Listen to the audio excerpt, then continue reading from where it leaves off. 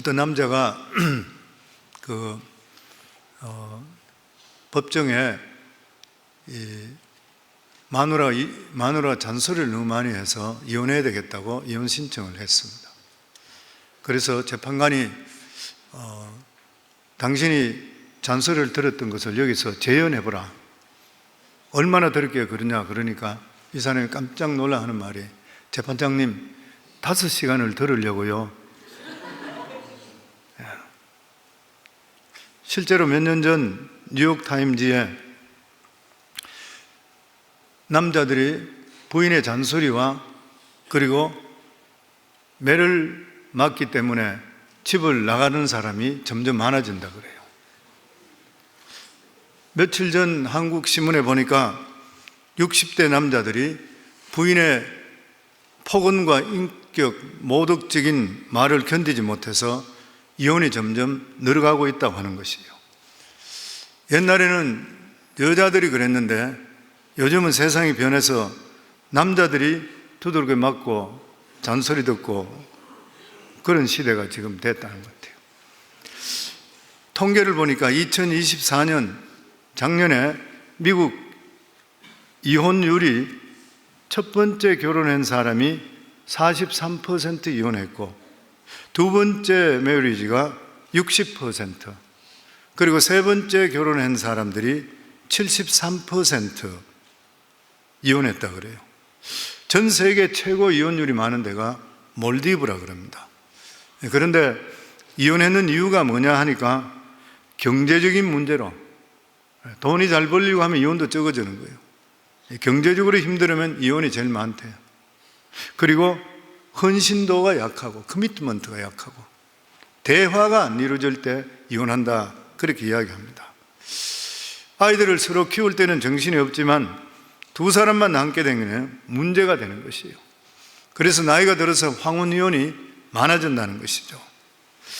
서로 다른 성향의 사람이 만나서 결혼해서 행복히 산다는 것은 결코 쉬운 일이 아닌 것이에요. 더더욱이나 요즘같이 여성들의 경제력이 향상됐을 때 이혼율이 높아지는 것은 어쩌면 당연한 일인지를 모르는 것입니다. 그럼에도 불구하고 인생에 결혼만큼 중요한 것은 없을 것입니다. 결혼 생활이 행복해야지 부부는 물론 자녀들도 정서적으로 잘 자라나게 되는 것이고 상처 없이 자라기 때문에 사회 적응 생활하는 것도 잘 될 수 있고, 결혼 생활에서도 마찬가지로 건강한 결혼 생활을 해서 결과적으로 건강한 사회를 이루게 되는 것이에요.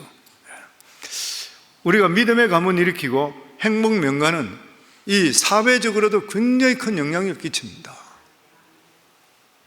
그런데 아이들 결혼하고 나서 아이 낳고 정신없이 살다 보면은 서로의 중요성을 잊어버릴 때가 너무나 많이 있는 것이에요. 그래서 그런 말이 있죠. 죽을 때 후회하는 25가지 유명한 이 정신의학자 엘리자벳 퀴블러-로스 인생 수업, Life Lessons. 여기 보면 인생의 가장 큰 비격은 인생이 짧다는 것이 아니라 단지 정말 중요한 것이 무엇인가를 너무 늦게 깨닫는다는 것이에요. 우리 인생에 정말 중요한 것이 무엇인 것인가. 자기가 만나본 사람, 마지막을 보내면서 만나본 그런 사람들 모두 다가 이구동성으로 첫 번째가 자기 배우자들에게 잘했어야 되는데, 사랑하는 말을 더 많이 했었어야 되는데 그것을 하지를 못했다고 하는 것이에요. 보면 오늘 여기 있는 말씀은 앞에 타이틀에 나와 있는 것, 성경에 나와 있는 것 마찬가지로 이혼에 대한 그런 말씀입니다. 예수님께서 갈릴리를 출발해서 예루살렘 가까이 오시게 되었습니다. 예수님이 요단강 건너편 말씀을 가르치니까 수많은 사람들이 몰려왔던 거예요. 그때 바리새인들은 예수님을 함정에 빠뜨리기 위해서 이혼 문제를 가지고 논쟁을 합니다. 이것을 보면 그 당시에 이혼 문제가 사회적으로 상당히 예민했던 그러한 문제였던 것 같아요. 우리 1절과 2절입니다. 같이 읽겠습니다. 예수께 거기서 떠나 유대 지경과 요단강 건너편으로 가시니 무리가 다시 모여들고는 예수께서 다시 전례대로 가르치시더니 바리새인들이 예수께 나와 그를 시험하여 묻되 사람이 아내를 버리는 것이 옳으니까. 여기서 우리가 이해가 잘 되지 않는 것이 왜 남편이 아내를 버리는 것이 예수님을 시험하는 것인가? 그 당시 유대인 중에서는 이혼이 굉장히 심각한, 그 당시 사회적으로 볼 때는 상당히 심각한 문제였던가 봐요. 다시 말해서 율법에는 이혼을 금지하고 있는데도 불구하고 유대인 사이에는 많이 이루어지고 있었던 것이에요. 예수님이 이 문제에 언급하게 되면은 유대인들로부터 상당한 공격을 받을 각오를 해야 되는 것입니다. 예를 들어서 미국 대통령 선거에 있을 때마다 문제가 나오는 것이 뭐냐면 낙태 관계잖아요. 동성애 관계, 특별히 낙태 관계. 이 어떤 태도를 취해야 되느냐 굉장히 중요한 거죠. 민감한 문제인 거예요.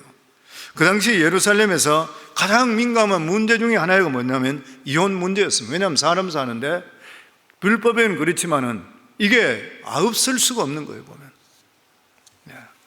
즉 모세의 율법에는 이혼이 허용되지 않는데 실제 유대인들은 결혼을 깨버리고 자기가 좋아하는 사람들과 재혼하는 경우들이 많이 있었던가 봐요. 그렇기 때문에 이 질문에 만약 예수님이 이미 이혼한 것을 어떻게든지 인정해 줘야 된다 이렇게 말씀하시게 되면 모세의 율법을 깨트리는 게 보통 문제가 아닌 거예요. 그렇다고 예수님께서 강경한 입장을 취해서 절대 이혼이 안 된다 이렇게 말씀하면서 모든 것을 원상복귀하라 그러면 이미 했는 사람들도 많기 때문에 엄청난 반발이 일어나는 것이에요. 그런데 사실적으로 이 바리새인의 질문은 그 자체가 질문이 될 수가 없습니다. 이 세상에 어느 사회든지 간에 결혼은 정말 중요한 문제인 거예요. 어느 사회에서 결혼이 너무 쉽게 깨진다면 가정이 유지될 수가 없게 되는 것이고 사회가 깨트려지게 됩니다. 그렇기 때문에 어느 사회든 결혼은 사회적인 승인을 얻어서 인정받아. 그리고 결혼할 때 주위 사람들을 부르는 것이 이제 이 사람은 가정을 이루었다는 것을 인정받는 거예요, 보면.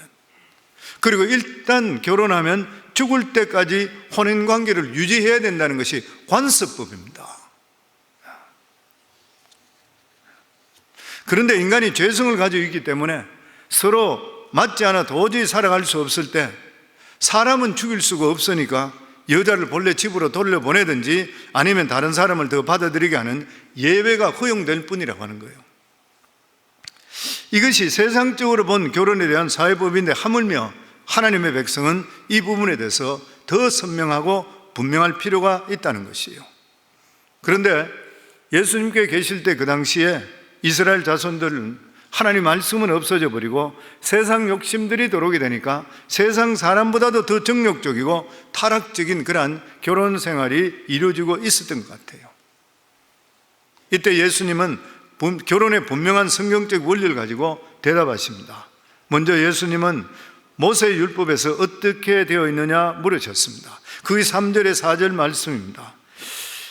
대답하여 이르시되 모세가 어떻게 너에게 명하였느냐? 이르되 모세는 이혼 정서를 써주어 버리기를 허락하였나이다. 사실 모세는 이혼 정서를 써주고 버려도 좋다 했습니다. 이러니까 이게 옳은 말이 아닌 것이죠. 옳은 대답이 아닌 것이에요. 모세는 혼인의 순결을 위해서 사람이 해서는 안 되는 많은 죄들을 열거했습니다. 율법에 보면은.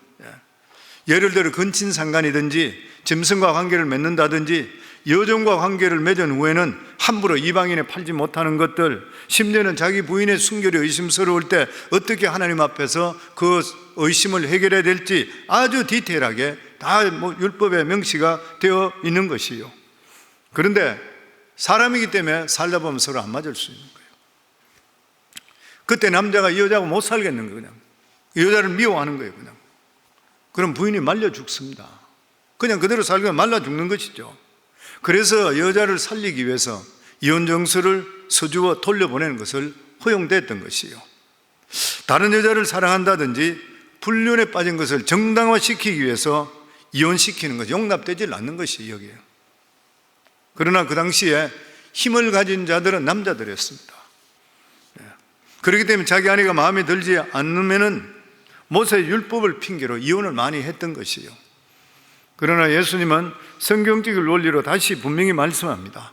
5절에서 9절까지 말씀 같이 읽겠습니다. 예수께서 그들에게 이르시되 너희 마음이 완악함으로 말미암아 이 명령을 기록하였거니와 창조 때로부터 사람을 남자와 여자로 지으셨으니 이러므로 사람이 그 부모를 떠나서 그 둘이 한 몸이 될지니라. 이러한즉 이제 둘이 아니요 한 몸이니 그러므로 하나님이 짝지어 주신 것을 사람이 나누지 못할지니라 하시더라. 예수님은 모세의 이혼 규정은 어쩔 수 없는 양보 규정이라는 거예요. 제가 한쪽이 불륜을 저지르고 혼인의 순교를 더럽혔을 때 예전 같으면 돌로 쳐 죽여야 되는데 그럴 수 없으니까 이혼을 허락한다는 거예요. 이혼이 허용되는 경우는 주님도 분명히 말씀하신 것처럼 상대방이 부정을 행했을 경우. 왜 그러냐면 한 몸의 원리를 깨트리기 때문에 그렇습니다. 부부는 한 몸인 거예요. 한 몸은 갈라질 수가 없는 것이요. 그런데 이 관계를 깨트리기 때문에. 그러나 이것도 절대적인 것은 아닌 것이요. 상대편이 용서해달라 그리고 회개하면 용서해 주는 것이 좋은 것이요. 할 수만 있다면 갈라지지를 말아야 되는 것이요. 성도님들, 할 수만 있다면 용서하세요. 아니면 갈라지겠어요? 할 수만 있다면. 제가 이 설교도 준비하면서 전에도 우리 성도님께 결혼에 이야기할 때 그런 이야기를 드렸는데, 제 회계 업무를 할 때의 클라이언트 중에 한 분이 지금도 생각이 나요. 우리 교인이 됐습니다. 나중에 예수 안 믿는 분인데 아이 둘을 데리고 워싱턴 DC에서 델리를 하시는 분이에요. 한국에서 아주 명문대를 나왔습니다. 미국에 온 지 오래되신 분이고 남편하고 DC에서 가발점을 해서 돈을 굉장히 많이 벌었던 사람. 아이가 그런데 어릴 때에 남편이 바람을 피웠는 거예요. 근데 이분이 굉장히 자존심이 강합니다. 똑똑하시고 영어도 잘하고 막 여자분이 막 똑똑해요. 남편이 자기를 배신했다는 걸 용서를 못하는 거예요. 남편이 꿇어 엎드려서 그렇게 용서해달라고 하는데 부인이 도저히 그게 안 되는 거예요. 쫓아내 버렸습니다. 그래서 남편은 캘리포니아로 가버렸어요. 그런데 이분이 그러고 나서 아이를 키우면서 20년 동안 아이를 키우면서 자기 혼자서 될 일을 하고 얼마나 힘들어요. 그러면서 이 남편을 저주하는 거예요. 그냥 계속. 그러다가 당뇨가 심하게 왔어.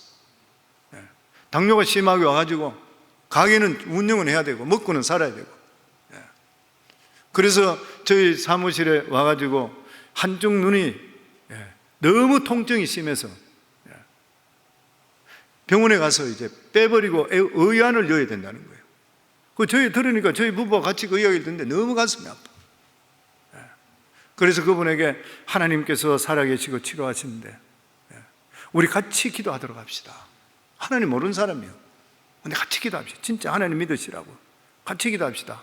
복음을 전하고 그러고 나서 이분에게 같이 기도합니다. 매일 저희 새벽마다 그분은 새벽에 일하러 캐리아웃이니까 나가야 되지만 저희 부부는 새벽에 항상 그 시간에 나와서 하나님 이분 눈 치료해 주셔서 그렇게 했는데 한 달 정도 지났는데 이분이 병원에 갔더니만 그 눈이 완전히 죽었다고 생각한 눈에서 빛이 들어왔는 거예요. 기적이 일어났대 이 사람이. 눈이 완전히 회복돼 버렸어요. 그래서 저희 교회에 나왔습니다. 교회에 나왔는데 몸에 당뇨가 너무 심하고 다른 병 합병증까지 왔는 거예요. 그래서 우리 교회 와서 신앙생활 아마 몇 년 했는 것 같아요. 그러고 나서 이분이 돌아가셨습니다. 근데 몸이 안 좋고 아주 안 좋았을 때 우리가 신방을 갔을 때 그런 이야기예요. 목사님, 내가 진작 예수를 알았더라면, 내가 진작 알았더라면 내 남편 용서했을 것인데, 내가 그때는 그렇게 남편이 미웠어. 나는 절대로 이 남편 용서 못한다고 해서 20년을 이를 갈고 살았어. 결과적으로 내 몸이 완전히 망쳐져 버렸습니다. 저 사람은 캘리포니아 가가지고 젊은 여자 만나가 잘 살고 있는, 자기는 완전히 망해버렸는데, 그때 내가 예수를 알았더라면 남편이 저렇게 내한테 꿇어 엎드려서 잘못했다 했을 때 내가 한번 용서해 줬을 것을, 그러면 내 인생이 이렇게 살지 않았을 것을. 그런 거 보면은 힐러리 클린턴 같은 사람은 지혜로운 여자 같아요. 남편이 지프 케이스로 만천하에 문제가 됐던 사람, 부끄러워서 같이 다닐 수 없는 그런 남편인데도 불구하고 지금은 손잡고 얼마나 잘 다니는지 모르겠어요. 시간이 지나면 잊혀지는 것이고, 없는 것보다 있는 게 낫잖아요. 어정하면 사세요.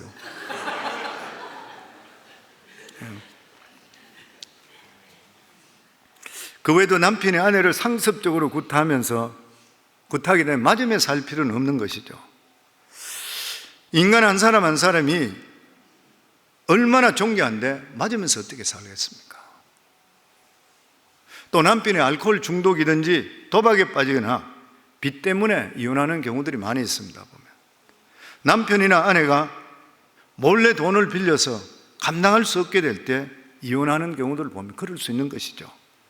그런데 남편의 경제적인 무능력이나 질병 때문에 이혼할 수 있을까요? 남편이 돈을 못 벌고 병들었다 해서 부인이 남편을 버려버리고 이혼할 수 있을까요? 사도 바울은 여기에 대해서 고린도전서 7장 12절로부터 나옵니다. 제가 읽도록 하겠습니다. 그 나머지 사람들에게 내가 말하노니 이는 주의 명령이 아니라 권도라는 것이요, 만일 어떤 형제에게 믿지 아니하는 아내가 있어 남편과 함께 살기를 좋아하거든 그를 버리지 말며, 어떤 여자에게 믿지 않는 남편이 있어 아내와 함께 살기를 좋아하거든 그 남편을 버리지 말라.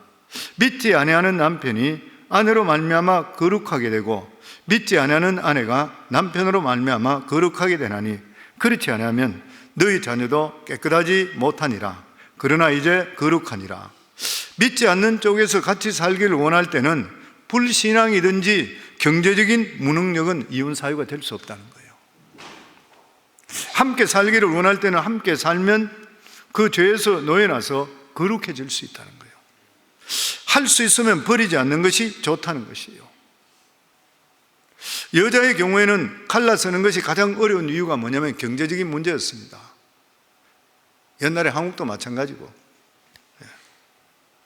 특히 그 옛날에 여자가 혼자 할 수 있는 일은 거의 없었던 것이에요.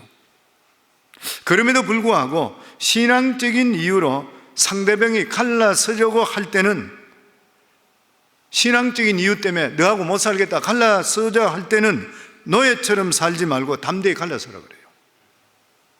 고린도서 7장 15절에 보면 혹 믿지 않은 자가 갈리거든 갈리게 하라. 형제는 갈라지지 않으려고 할 때는 같이 살아라는 거예요. 경제적인 이유나 병이 들더라도 상대편이 살기를 원할 때는 같이 살아라는 거예요. 그런데 믿지 않는 자가 갈리거든 갈리게 하라. 형제나 자매나 이런 일에 구애될 것이 없느니라. 그러나 하나님은 화평 중에서 너희를 부르셨느니라.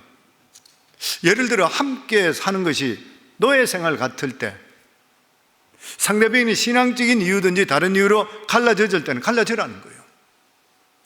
왜냐하면 노예처럼 살라고 한 몸의 원리를 주지를 않았다는 것이에요. 신학자인 김세윤 박사, 김세윤 교수는 이 부분에 대해서 이렇게 해석했습니다. 배우자의 폭력이나 도박으로 인해서 심각한 상해, 심지어는 생명의 위협을 느낄 수밖에 없고 자녀들이 지옥 같은 집 밖으로 내몰려서 비행 청소년으로 전락되는 상황에 놓인 가정에서도 절대로 이혼하지 말고 참고 기도하라, 이렇게 가르치게 되어서 실제로 맞아 죽거나 정신적 혹은 육체적 불구가 되는 배우자가 얼마나 많으며 망가지는 자녀 수가 얼마나 많은지 모른다. 성경을 잘못 해서 생명을 가져다 주는 말씀이 도리어 죽음을 맞게 하는 말씀으로 전락해 버리는 경우가 많다. 우리는 예수님의 구약 율법 해석과 적용 방법에서 율법 정신을 존중해야지 변화된 상황에 필요한 상관없이 그 문자에 집착해서 안 된다, 그렇게 해석했습니다. 오늘 여기 읽었던 고린도전서에 나오는 사도 바울의 결혼에 대한 교훈을 통해 사도 바울이 이렇게 말하려고 하는 이유가 어디 있습니까? 하나님을 모르는 사람은 결혼이 최고의 행복이라 생각해요. 그러나 주 안에서는 결혼이 최고의 행복이 아니라는 거예요. 오히려 하나님을 알아가는 것이 더 행복된 일이고, 비유로 따지게 된다면 하나님의 자녀들은 하나님과 결혼한 자들이에요. 그리고 언젠가 주님, 우리가 이 세상을 떠나 천국에 가게 될 때는 우리 몸이 천사와 같게 되는 것이지 그것에 부부관계가 유지되는 것이 결코 아니라고 하는 것이에요. 그렇기 때문에 결혼 생활에서 실패하고 어려움이 있다 하더라도 좌절해서는 안 된다는 거예요. 우리는 예수 그리스도와 혼인한 사람들이라 그걸 지금 이야기하고 있습니다. 그럼에도 불구하고 이 세상에 살아가면서 결혼만큼 더 중요한 것이 없습니다. 왜냐하면 결혼이 행복돼야지 자녀들이 바로 자라날 수 있어요. 그리고 세상이 바로 될 수 있게 되는 거예요. 우리가 생명을 가지고 있는 이상은 우리가 구타를 당하고 폭력을 당하고 생명의 위협을 느끼면서까지는 결혼 생활을 유지할지는 않아도 될는지는 모르지만 우리가 할 수 있는 만큼 인내하고 결혼 생활을 우리가 최대한으로 가질 수 있어야 돼요. 그래서 하나님께 짝지어 주신 배필은 한평생 서로 이야기하고 사랑하면서 도우면서 살아갈 수 있는 배우자가 누구냐면 살아있는 하나님의 선물입니다. 항상 생각이 될 것이 아내만 선물이 아니라 남편도 마찬가지고 하나님 주시는 선물인 거예요. 더더욱이나 거기다가 우리 각자에게 부족한 부분들을, 부족한 성품들을 우리 배우자에게, 그 배필에게 넣어주셨습니다. 부부간에 다 보면은 성격이 다 틀리잖아요. 똑같은 사람 하나도 없어요. 우리 집은 특별히 더 틀리지만 어쨌든 간에 틀려요. 근데 이게 뭐냐면 보완시키는 거예요. 서로 간에 보완되는 것이에요. 그래서 하나님께서 우리에게 주신 선물 중에 최고이고 완벽한 살아있는 선물이 누구냐면 배우자입니다. 배우자지요. 하나님은 인간에게 배필을 정해줄 때 여러 명 주시질 않았던 거예요.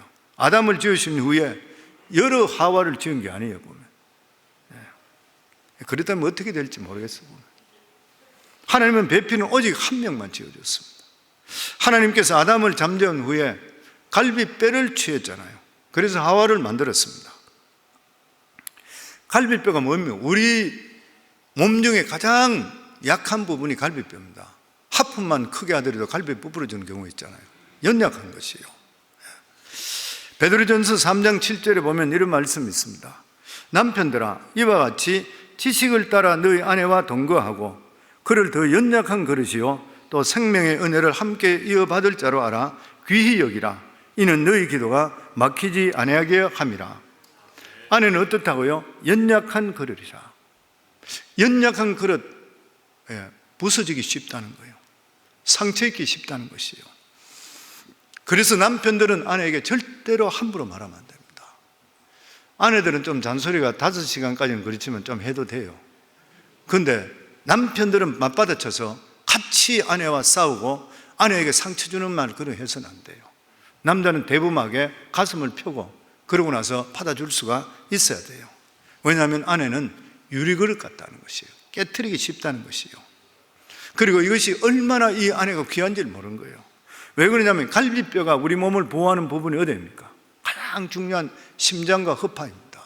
가장 중요한 부분이죠. 그렇기 때문에 결혼의 배필은 자기의 생명을 지켜주는 거예요. 자기 생명을 지켜주는 겁니다. 하나님은 남자와 여자가 결혼해서 한 몸이 되게 했습니다. 한 몸이 되는 것을 만약에 몸과 다리를 떼려 그러면은 몸을 떼는 것 같은 칼로 자르게 되면 중상을 입게 되잖아요. 그래서 실제로 살다가 이혼하고 이런 경우가 생기게 되면 거의 죽다 살아난다 그래요. 그만큼 힘든다 그래요. 저는 고통을 이야기하는 것이 아니라 결혼의 원리를 설명드리는 것이에요. 사람은 한 번 결혼하면 한 사람이 되어야 됩니다. 한 사람. 생각도 같아야 되고 감정도 같아야 되고 몸도 하나예요. 그래서 결혼은 단순히 사랑의 결합이 아니라 한평생 상대방에게 바쳐주고 헌신하는 것이에요. 그런데 인간이 타락하면서 여자가 사회적으로 약자가 되어버렸습니다. 남성 위주로 사회를 이끌게 되니까 여자는 자손을 낳기 위해서 결혼하고 성적 대상으로 결혼하기도 하고 심지어는 금전 거래적으로 결혼하기도 하고 어떨 때는 가문을 위해서 결혼합니다.